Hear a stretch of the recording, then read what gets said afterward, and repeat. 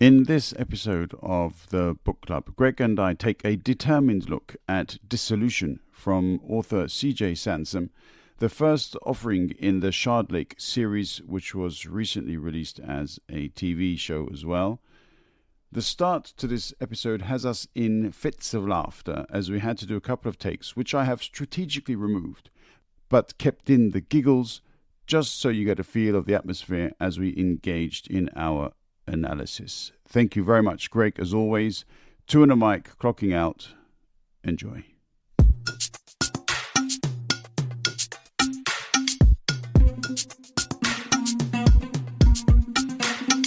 Dung weche pek kod welo mabiro e tuanda mic. Dung parodit kod jok mawuoye tuanda mic. Seche tin sud buta wawinji e tuanda mic. Wola wachokre wabed piny biwawinje ero chako Dumomit ndi and a mic podcast makende.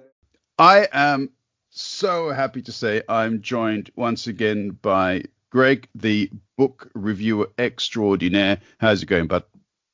I'm very well. No pressure at all there. No pressure at all. All right. Yeah, well, no, there can't be any pressure because we're looking at a book or a series of books you've been reading for 20 years. And that's how long it got you to get me to read it. Right? Not for lack. There's no lack of effort. That's true. That's true. But yeah, do you want to, for those people who have not listened to the previous episode and so therefore haven't got a clue what book we're going to be looking at, and obviously haven't read the title of this podcast because probably it's going to be in the name. I think we're talking about Dissolution. As that seems to be what's happened to my mind. Yeah, people don't understand why we're giggling here, but this is only the second take, that's fine. and I'm not permitted to. If you ever have update. a bloopers reel at some point in the future, Yeah, that might be on there. yeah, It might be on there. Anyway, yeah. So exactly, we're talking about Shardlake and Shardlake, the TV show, Dissolution, the book by C J Sansom, and it's interesting for two reasons. First of all, because I think you bought the book Dissolution way back in 2003, more or less, when it was first released. And ever since then, you've been saying, Zach, you've got to get on this series. It's really good. It's comparable with Bernard Cornwell's Saxon Chronicles. It's not necessarily in the same vein, but it's comparable in the way that it develops that emotion, that sense of thrill of reading it, the pleasure, and so on. And then, obviously, for some reason, I never got onto it. But then, one day, sitting down on the sofa, chilling out, and I see, boom, Shardlake TV series is coming up pretty soon. So I got on the phone to you, and you were like, yeah, oh, cool, blah, blah, blah. So anyway, putting these two momentous occasions together, we decided that it's about time I read the first book and at the same time watch the TV series. So do you want to do a quick kind of background into the book, Dissolution, and what it's about and so on? yeah. So I mean, I think most importantly, the setting is probably as important as anything else. So it's set in around 1537. So Henry VIII is on the throne. It's shortly after Anne Boleyn has been found guilty of cheating on the king and therefore had to give up her own head. As you do. As you did at the time. The main protagonist is a lawyer who's called Matthew Shardlake, who's he seems to be a relatively well-to-do. He's an experienced and competent lawyer, but he's got what they keep calling him in the book a crookback, which means that he's got some kind of illness or disease. His back is crooked and he can't stand straight, and only one of his arms works properly. So he's got a physical deformity, which it comes into play almost any time he has any interaction with anybody. So it's a strange juxtaposition whenever he's in a scene, because he has power of authority over those beneath him, and yet they still feel scorn for him for his physical deformity, and those who are above him and above his station are openly critical of him at every level, and including his deformity, call him Crookback instead of Matthew or Shardlake. Back in those days, they didn't have the sensitivities that we do now in using such terms. So that's the main protagonist. As I say, so we're now mid-16th sort of century England. Of course, in terms of the religion in England, we've come away from the Catholic Church. We've very much Brexited, as it were, which has caused it really did cause no end of trouble in terms of trade as well, because many routes and avenues of trade started to be closed to the UK, which we would otherwise have enjoyed. And so even things like opening up new trade routes to Turkey and the Ottoman Empire were things that were actively sought at the time, because it was difficult to do trade with the likes of Spain and France, our traditional trading partners, because of what was going on in the UK. If you did not follow the king, and subsequently later the Queen who replaced the king, Queen Mary, and then Elizabeth, of course, they changed back and forward between Protestantism and the Catholic religion, and back to Protestant under Elizabeth, and the public had to change with them, and whoever didn't change, and whoever continued to practice whatever they believed in, if it was against what the king or queen wanted, then they could find themselves in a spot of bother, which normally ended up with you either losing your head or tied to a stake with someone with some matches to hand. Yeah, so not the best of times. No, tricky. Yeah, indeed, taking a Dickensian term at least. But yeah, so what's also interesting though is in this turn away from the Roman Catholic Church and away from recognizing the Pope as the sort of supreme, the holy Catholicos of the Catholic Church, there is this then plan, which comes about with 2 acts of Parliament to essentially remove or dissolve all of the estates and institutions which are connected to the Roman Catholic Church. Now, this is something that I myself did not know about, and I don't think it's necessarily taught when you do GCSE history. At least it wasn't when I was taught it. So I found this to be quite an interesting part of the story, which is basically how the people who were quite influential within the king's court, and obviously the king himself, they basically tried to make a buck out of this process of dissolving all of these institutions. And in the end, though, a lot of the money that the king managed to gather was put into his war machine to fight the French. Yes. Yes. Yeah, Basically, yeah. Henry was pretty much bankrupt because he'd spent lots of money fighting his wars. So he'd had a thing going on against France for a long time. He'd actually invaded into France earlier in the 16th century. He'd then reconciled, and with Francis I in the early 1520s, they'd had what was known as the Field of the Cloth of Gold, which had cost a small fortune in itself, where he'd taken his entire entourage with him to a place just outside Calais, where no expense had been spared in setting up tents, which were more like castles. Tents with windows, to give you an idea, in order to sort of prove themselves who was the greater king. Both of them spent enormous amounts of money. So at this point, where we are in the story, would be about 15 years later, Henry again needs to feed his war machine. And in order to do so, he's decided that quite easy to dissolve the 200 or so monasteries that exist up and down the UK, because these monasteries contain approximately 1/6 of the wealth of the country. So, as you can see, it's an enormous amount of money for him, he very much like to have that and stick it in his coffers so that he can go forth and cause trouble in Europe, particularly for the French. Indeed. And so to be able to do that, then he needs to set a primary example.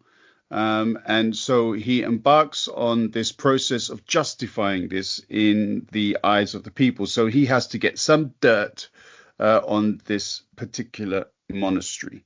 And it is here where Shardlake comes in first. Shardlake comes into the second round of that particular operation, because the first couple of people who are sent in, one of them is actually killed. He is decapitated.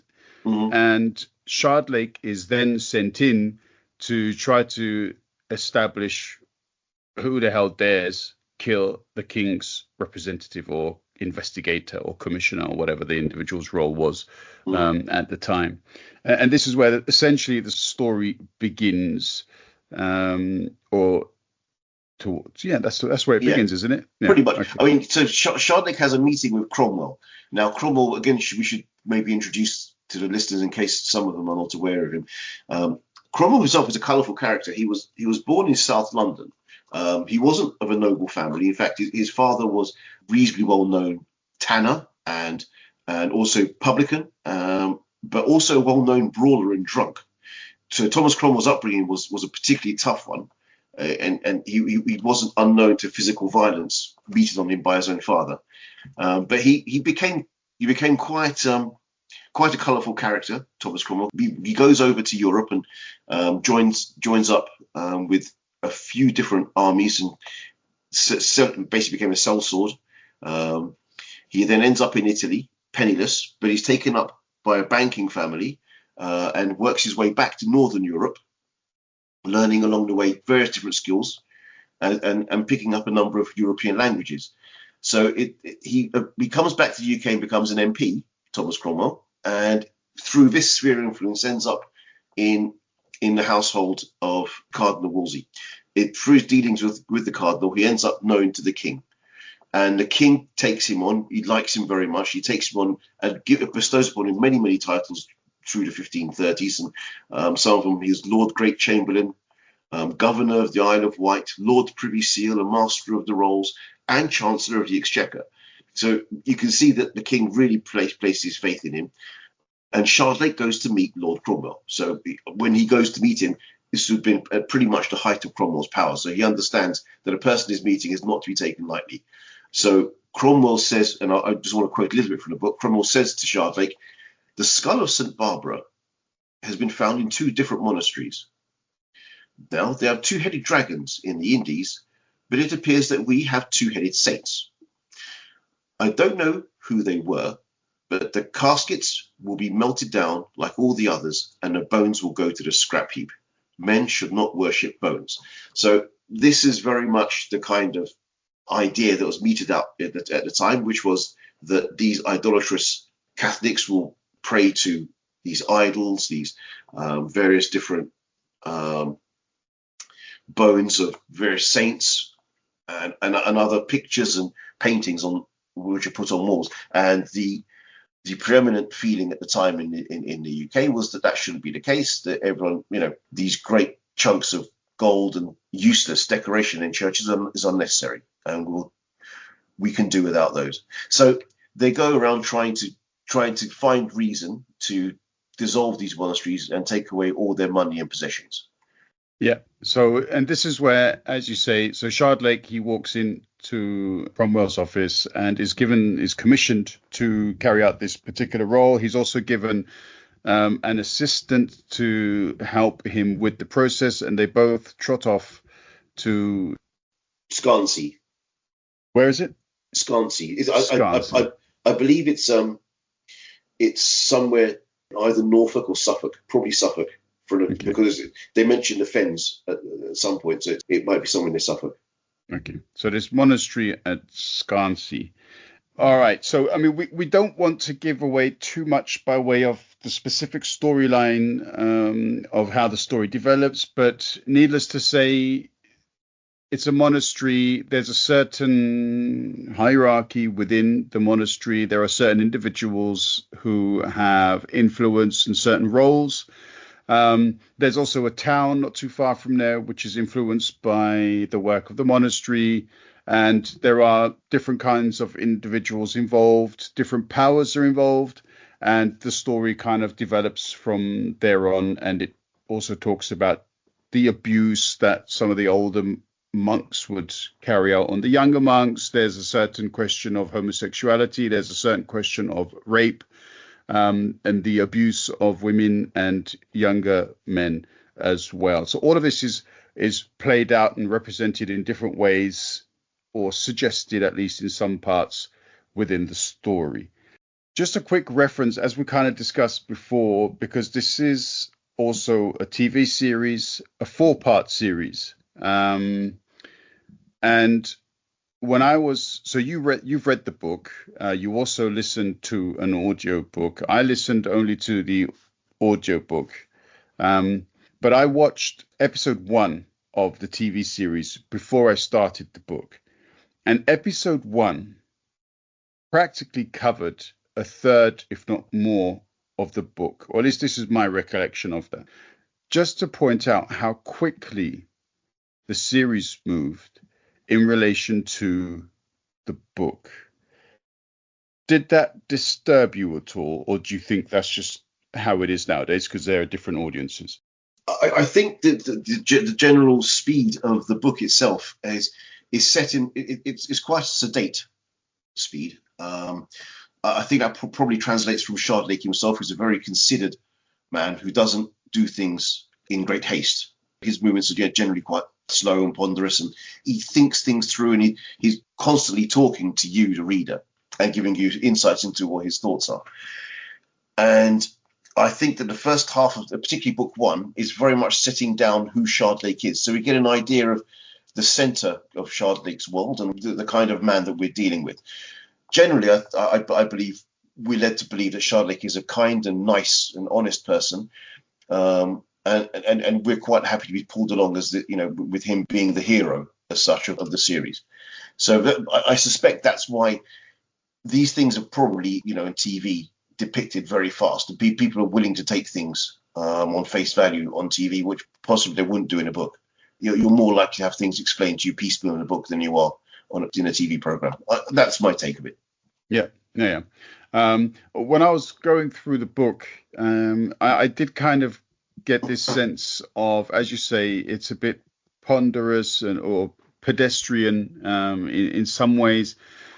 It's very hard to compare this book to a modern crime thriller or any other kind of like a science fiction or fantasy story. And I'm just talking about the pace. I'm not talking about the actual content or the plot.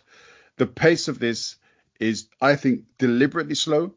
I think Sansom wants the reader to step out of the rhythm of their current existence, because it allows them perhaps to take on a better understanding of the times then. If you wanted to travel from one town to another, you didn't just jump into your car and roar off down a motorway at 100 miles an hour. You shouldn't do that now, to be honest. But anyway, you went there you got on a horse, or you got a river boat, or whatever it was, depending on where you were. And it took time. And in the process of doing this, you were able to ruminate, you were able to make plans, you were able to strategize, and so on. And this really comes into it, I think, as you say, with the introduction of the character, their thoughts, and they kind of guide you through what they believe their responsibilities to be. And I found that pacing a bit challenging at first, but you get used to it. It's fair to say. I know we're talking 21 years ago, so I don't think it's fair to say, how did you feel 21 years ago? But now that you've gone back through it, did you feel that as well? I probably didn't pick that up as much as you did, particularly when you compare it to the TV show, which is very easy to do, but it is probably worth doing. So when Shardlake goes, let's say, from Scansea back to London and back to Scansea again, not much of the journey is covered. You barely see him on a boat. Whereas when you're reading the book in a full version, when he's on the boat, things happen. He has conversations, he has discussions, he has his ideas. These things take up time and take up pages, which in the TV series they hardly have a mention. So I think from that point of view, I can see how the pacing of the book is so much slower, and maybe that's why the TV series was felt that they couldn't really do that, because it would have gone on too long. Maybe that works much better for a TV series to have the pace speeded up a little. Comparing again the show with the book, because that's a good way of talking about the story without giving away too many storylines. Are you happy with the diversion from the book that the TV series introduces? So there are one or two significant plot lines which end up being a little bit different. I also feel that they're introduced at different points. There is a different emphasis perhaps on some of these plot lines. The main one that comes to my mind is with Jack and Alice. We won't go into any detail because that's probably a bit unfair, but how did you feel about that? Do you think that it worked from your perspective? I think it's been made the way it has in order for there to be a second series, perhaps. It makes it easier. So perhaps with that in mind, the changes that have been put into the TV show. So I can understand why. No. As to whether they work fully or not, that's, I guess people will judge for themselves. I don't mind it. I've certainly seen much greater divergence between other books and TV series, which made a much bigger hole in the plot for me. But in this instance, I'm okay with it. And as I say, it allows for the characters to continue in a second series. You've read a number of the other of later books in Yes. the Shardlake book series. I haven't yet. I will do though, because I'm interested in seeing how the character develops as per the author. Do you think there will be a season 2 of the TV I certainly series? hope so. What we haven't heard at all as yet there are 2 or 3 very notable enemies that Shardlake makes. One of whom is another lawyer who is is on a level with Shardlake but doesn't have his deformities, and there's a very, very interesting interplay between those two. And then there's another one who's a real person. So we have Norfolk, who plays this kind of baddie part in the series here, the Duke of Norfolk. So Norfolk is superseded by another nobleman called Sir Richard Rich, again a real person, and he takes an instant dislike to Shardlake. And their interplay and their storyline is a very important one in later books. So I'm sure if there are to be subsequent series, they would make an entrance and play a large part, because they make for very much interesting storylines, both of them. Okay, all right. How would you rate the book? From the perspective of historical drama, does it have a certain veracity to the storyline? How would you rate it as a detective series or novel? Does it tick the boxes that you would imagine a crime or detective novel should? So, I mean, at the end of the TV series, you have the big reveal scene where everyone's brought together in a room and he puts forth his findings.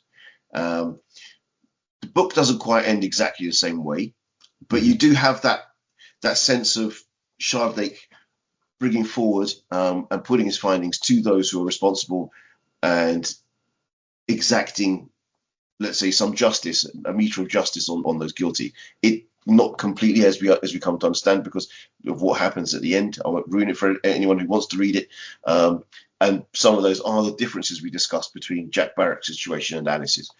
So in terms of a detective novel, we have a number of murders. It's not only one, and a couple of them are really quite brutal. So we have the investigation, the fact finding. He has many different, should we say, strands that he follows of evidence to try and find out who's been responsible for these crimes. And it's during this investigation that we get more and more information as to how a lawyer with these deformities that he has to the path he has to tread in order to enable himself to meet the people who will give him the information he needs to solve the crime. So I think from that point of view, it, as a whodunit, as a murder mystery novel, I think it does tick a lot of those boxes. But I'm also minded of the pace again, which you mentioned, which does set a meter that's much slower than many other detective novels that we read today. Not that that's in itself a bad thing. It's just I think, as you mentioned, a device that the author has used in order to enable us to understand that the world in which Shardlake is inhabiting is a different one to the one that we have. And what about with regards to the historical element to it? As I said, for me, I had no knowledge whatsoever of these acts of parliament which introduced the dissolution of these monasteries and other religious institutions. So for me, it was quite educational to go in then to the histories and say, oh, shit, this really happened. Did you feel that was presented also in a good way? Would you say that, there's a certain level of reliability with the historical note? Again, so here I think is where the book does more than the series does. In the series, you don't really get that level because it hasn't got the same level of detail. You don't get the level of interactions that Shardlake has with different types of people. So those who we would say are beneath him. You do have the whole interplay between Alice and Barrack, where Shardlake is trying to discourage a relationship between them because he feels that she is beneath his stations, and the two of them should not have a relationship with one another. So you do get a sense of that in the plot of the show, but that's much more developed in the book itself. So those sorts of things, and also the interaction between Shardlake, Cromwell, Shardlake, Norfolk. So these people who are above Shardlake station, and the intricacies that he has to deal with in order to get information from them, which is very different to the way that he would speak to, let's say, a jailer or a guard who is beneath him. He just has to show him the king's seal or the letter that he's got and demand information from them. So Shardlake has this path to tread throughout the story, and depending on who which person is encountering, it's an interesting game he has to play in order to ensure that he's getting what he needs to from the various different people that he encounters. While we're on the subject of historical veracity, it's important, I think, to introduce the topic of Anne Boleyn. Sansom puts across his thoughts on the character that was Anne Boleyn. Different historians over the years have had a different view. The criticisms for which she was unjustly, unlawfully beheaded are very much pushed back, I feel, by the author.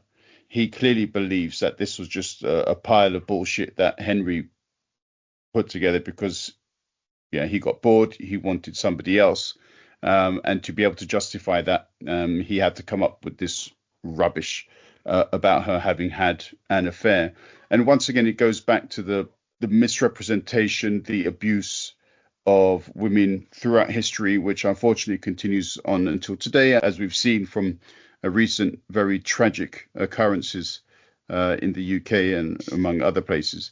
Are you convinced by Sansom's argument with regards to Anne Boleyn? And before having read the book, did you have any thoughts on that anyway yourself?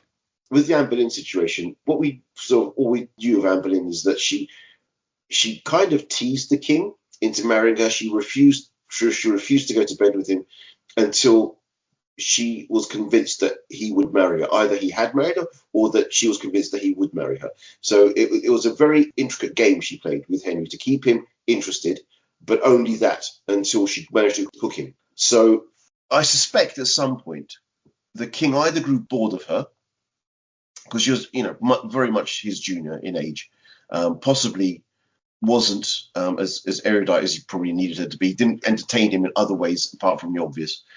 And for some reason, one reason or another, he got bored of her and needed to find a way out of that relationship. Now we know that he was prepared to pull the country out of the religion that he held very dearly up until that point, in order to annul his first marriage. And at this point, he probably felt powerful enough that he could do anything he wanted. So if he needed to find a way out of that marriage. And if it suited certain individuals within his own staff, i.e. people like Cromwell and Singleton, and Norfolk or whoever else Norfolk wouldn't have been involved in Anne Boleyn, obviously, but other members of his Privy Council may well have helped find a way for him to get out of it by creating a story which would allow him to accuse these two people of treason and have them beheaded. And once it was done, it was done. Of course, being a king and being all powerful means you can get away with pretty much anything you want. But having people around you means that they can sometimes get what they want done by convincing you of certain things. We know this, for example, by his marriage to Anne of Cleves was famously on the back of a portrait that was painted of her by Hans Holbein, who was the court painter. But Hans Holbein was very much of a mind that he wanted the king to marry a very strict Protestant girl. And so the portrait that he painted of Anne of Cleves was a particularly, how can we put it, sympathetic portrait of Anne of Cleves. So when he saw the picture, the king was very interested to meet this lady and marry her. So all the documents were drawn up as to how much money would be coming with her and such. And then when he met her, he realized she didn't look very much like the portrait at all, and so refused to consummate the marriage. And he insisted that he was unable to bed her, and therefore the marriage should be null and void. And instead, he gave her a very generous stipend and castles in England to not marry him as such, or not to remain married to him. Fair enough. Which, to be honest, is probably the best way to go. And judging by the portraits of Henry VIII, I mean, he's not much of a looker himself, is he? But anyway, not the ones you're thinking of. But at that point, later in his life, he was obviously quite a portly individual. In his youth, he was considered a very good-looking, charming, and energetic prince. He would lead his soldiers into battle. If there were trials, for example, jousting, he would do whatever he could to ensure that he himself would enter the trials, the joust. So the individual that we see later is very different to the king who, when he first came to the throne, he was a very different sort of stature. Yeah. Okay. Well, I mean, I don't mean physically. I mean his face. I mean, I don't know how accurate any of these portraits are of the faces, but yeah, he doesn't strike me as a particularly attractive chap. But yeah. Anyway. What did I say? Beauty. Amazing how good a crown looks on. Amazing how good a crown looks on you. I tell you. Yeah, true. If the title of king in those days carried a certain weight to it, as good as gold, really, you could say in many ways. Okay. Yeah, fair enough. Any other points that you'd like to raise? Because I'm pretty much out of questions with regards to this one. I will, as I said, read book 2. But as far as our book series goes, I would say this probably comes in at the lower end of my enjoyment scale. Even though I liked it, but it took me a bit to get into it, to like it, if you know what I mean, because of the pace. And that's more me rather than the book, and I accept that. But I would need to read another book, and I will do, because I think it's good enough to get that. I think you'll find that the pace quickens on the next books. I think the very first book, as often is the case with these things, the author is trying to not just establish the character and the characters around him, but the world in which he inhabits. And that, as you say, the first half of the book is taken up with that. So the pace probably took you a little by surprise because of that. I think if you read the second and third books, to my mind, from what I remember, they are a little bit more to the pace that you might enjoy. So, but I'll definitely suggest you give that a go. Yeah, I will do. It's just I often recall book 1 of Bernard Cornwell's Saxon Chronicles, and that just grabbed me from chapter 1. I don't know if it's just the voice of Uhtred in that particular story and the way Uhtred spoke as a character. I don't know. But there's something about that which just grabbed me straight away. Yeah, I mean, I agree. Uhtred. I mean, the thing is that Uhtred is that kind of character, isn't he? So he could just go charge off on his horse and go and start chopping people up. You're not going to get that with Shardlake. That's not how he works. So, where Uhtred seems almost inviolable, almost untouchable. You never have a serious thought that Uhtred's going to die. Even when he's in real dire situations, Uhtred, you just think, okay, he's going to come out of it somehow. With Shardlake, he's obviously by necessity always in more danger, because the world in which he inhabits, there are many people above him, above his station, who have the power and the means to do him harm. Many more so than Uhtred. Uhtred doesn't really give a damn. I mean, he would deal. Even when he's dealing with King Alfred, he's very much openly speaking his mind and saying things which might get other people into terrible trouble. But he gets away with it because he's Uhtred. Yeah. But also, I mean, it's not just because of Uhtred, as you say. He just jumps on a horse and goes apeshit. But I think his character is also portrayed in a very intelligent, witty way. And I really love the dialogue in in the Saxon Chronicles. I think the dialogue is fantastic. It's not quite Oscar Wilde, but it's still brilliant. And I think that's perhaps a step above what I've read so far in book one. Well, I mean, I think what I love most about the Saxon Chronicles and about Uhtred's character and the way it's written is that he often finds himself in situations where he's dealing with another lord or a lordling or one of these people who may be a little beneath him or at the same level as Uhtred, but by no means would they be have his level of experience or fighting prowess. And he never tells them who he is until he has to. So they often see him as an older man. So they the old timers stand aside, or I should do this and that to you.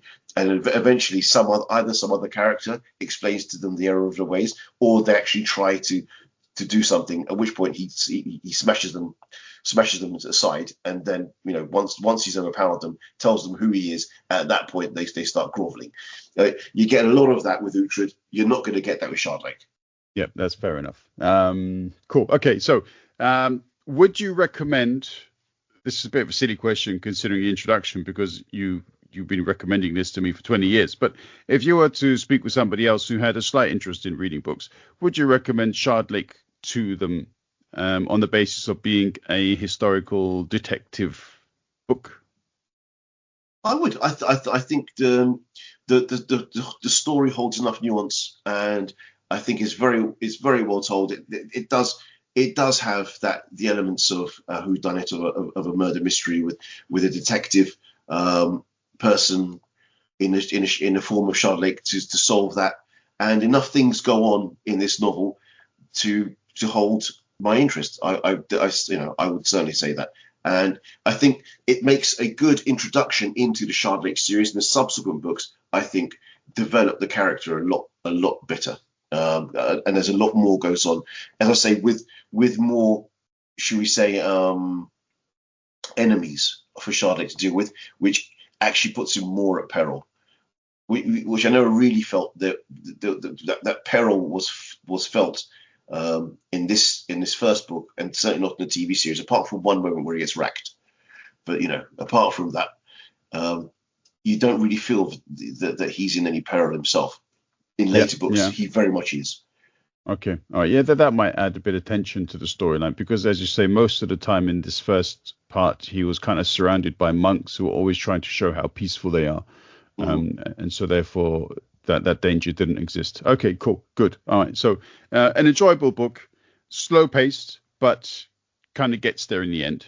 And more to come from book two. So thank you. As in, I agree that it definitely deserved a run through, and I will go further into the series. It's my turn now to recommend a book for the next episode. And when I was perusing the list of audiobooks in my catalog, I came across a book called A Fatal Thing Happened on the Way to the Forum by Emma Southon. And I've already listened to it, but I'm going to have to do it again because I just found it amazing. So I know you love Roman history. you studied it in addition to ancient Greek history. So this is right up your alley. Thank you. And yeah, definitely something in the Blackadder sense. In the Blackadder sense or any other sense, something you're very much going to enjoy, I think. Okay. Well, yeah. Time shall tell. I'm sure I will. Let's hope so. Yeah, definitely. And there are going to be a lot of Cicero references in our next episode. But yeah, anyway, Greg, thank you very much. Thoroughly enjoyed it. I will try to resist the temptation of adding in a blooper here and there. I promise I will do my best to do that. But yeah, please be kind if I fail. No, I'm sure you could do it. It's not hard. Okay, all right, I will. Thanks again, and yeah, until next time. Thank you. Until next time. And Mike.